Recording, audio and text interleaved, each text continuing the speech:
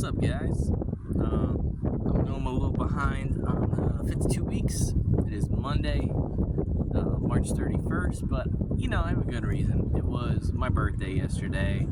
We had a birthday stream on the 29th, and then we had another stream on my birthday for Sunday Night Baseball, since it was the first one. So, with all that stuff going on, and then on top of all that, on Friday, I went to the local shelter that I once upon worked at, and I'm fostering a dog. So we're at the dog park right now, so she's over here running around, and my other little girl's over here to my left. She's eating grass because she just does that sometimes.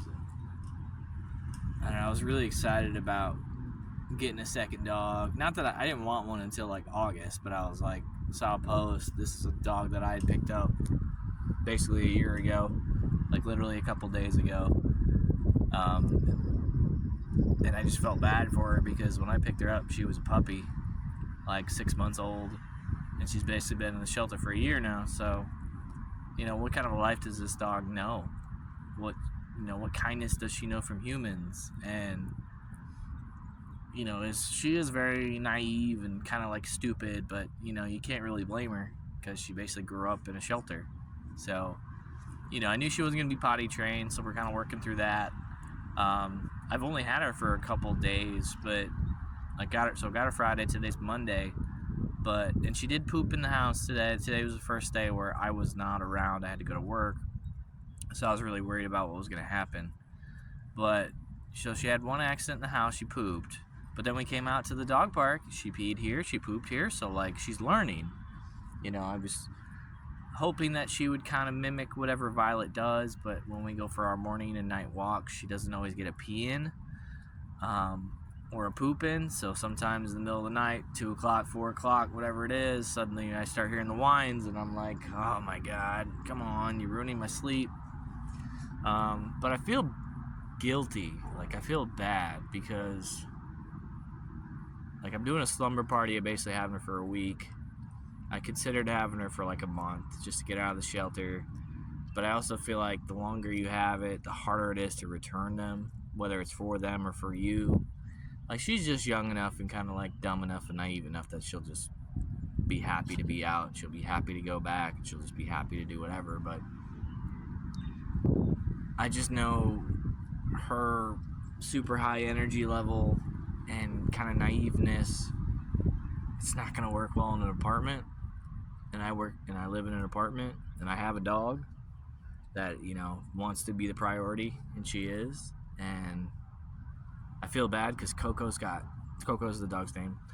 Coco's got like so much love in her heart, and I mean, like, for being dealt such a bad hand, like, she is still like super loving. Like, she'll come up to you, lay down, let you belly rub her. She wants to cuddle with you. She wants to lay with you.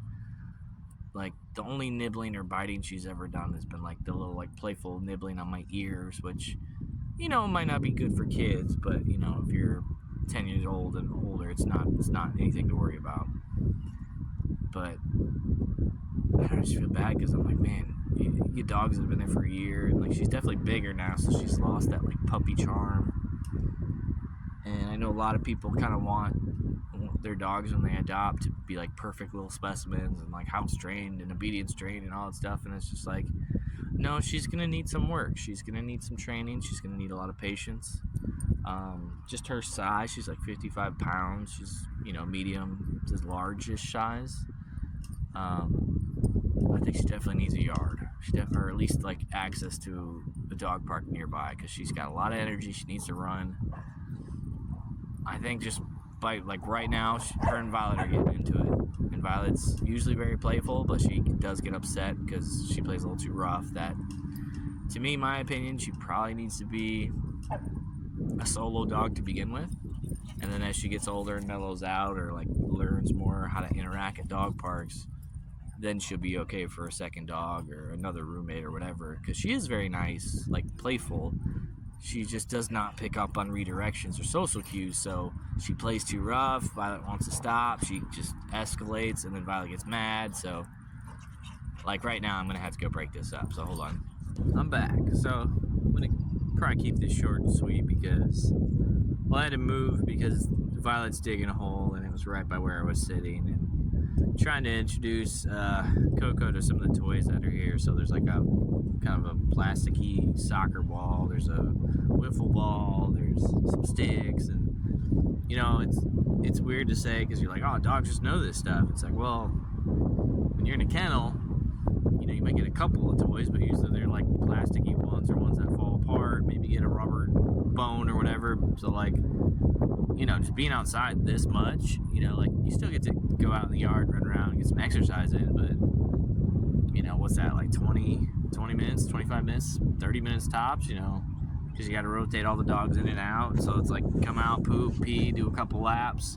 It's kind of like it sounds bad to say because it's not. It's really not. It's nice that they get to go out, but it's kind of like a prison sentence where, even the people in prison get their yard time where they get to go outside, so they do the couple things that they need to do, and then they know like when time's up. So dogs are kind of the same way when they're in shelters, as they know they can go poop and pee, so that they don't have to worry about it in their kennel, and maybe a little bit of water, and they run around and get the zoomies out, and then they're might play with a toy or whatever that's out there, and then they're kind of like, okay, I know my time's up, and then they start going back to the gate, even though they might not necessarily, their time might not be up. So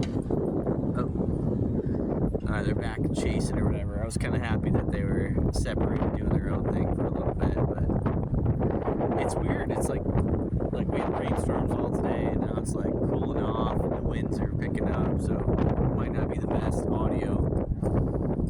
But I'm expecting some more storms to roll in tonight, so that's why I was also like, we need to get to the dog park. Like, I left a couple minutes early just so I could get here, and they were playing in the sand and kicking sand up, so I got it in my hair, and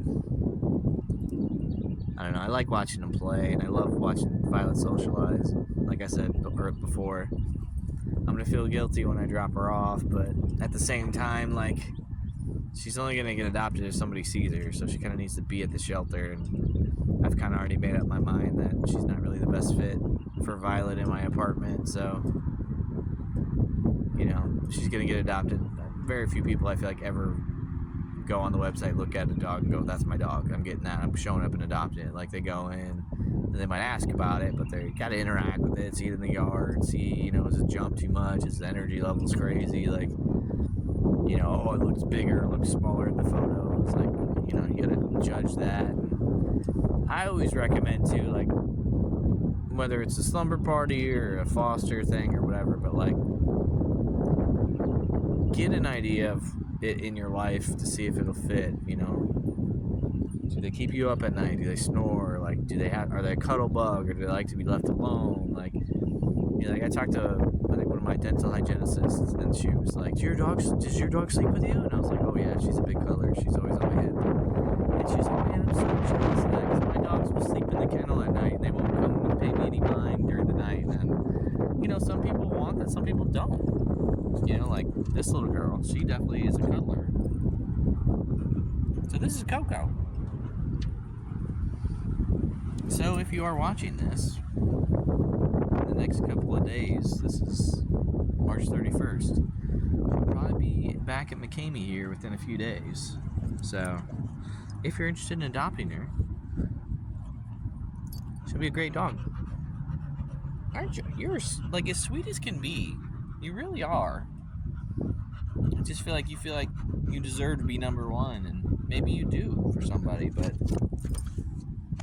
for me, I still got Violet. I haven't quite had her enough for a year that, she's a great dog. I still won't spoil the shit out of her. And I mean, part of me is like, I should have known better too. Like, I never get young dogs. Like, for me, it's like minimum 3 years. I want them past that puppy phase. I want them past that high energy phase. Like, I want to be able to go on hikes and not have to worry about you, like, getting restless in the car or getting rambunctious on the trail. And, when I want to go to bed, I need you to be like, all right, it's bedtime, and be chill, and not be like, nope, I got zoomies out at 11 o'clock. It's like, nope, I got neighbors, you gotta chill out. Like,